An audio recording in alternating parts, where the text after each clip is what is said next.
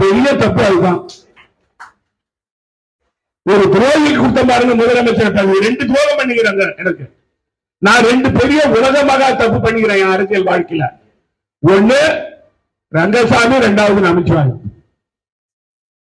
ரங்கசாமியை முதலமைச்சர் ஆகிட்டு சோனியா காந்தி அம்மையார் கிட்ட ஒரு வன்னியர் சமுதாயத்தை சேர்ந்திருக்க அவர் போடுங்கன்னு சொன்னேன்.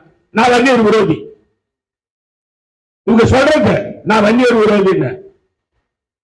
அப்புறம் காங்கிரஸ் கட்சியில தலைவரா போடுறதுக்கு அவர் நமச்சிவாயம் அவரை வன்னியர் சமுதாயத்தை சேர்ந்தவர் அவர் போட்டா நல்லா இருக்குன்னு சொல்லி சோனியா காந்தி அம்மையார் சொல்லி போட்ட அவரு போட்ட. ஆனா நான் வன்னியர் விரோதி. எவன் வன்னியர் பேரை சொல்லி கொள்ள அடிக்கிறானோ அவன் வன்னியருக்கு நல்லவன். யார் யாருக்கு நம்ம பதவி கொடுத்து வன்னியருக்கு பதவி கொடுத்து அழகு பார்த்தனா நான் வன்னியர் விரோதி.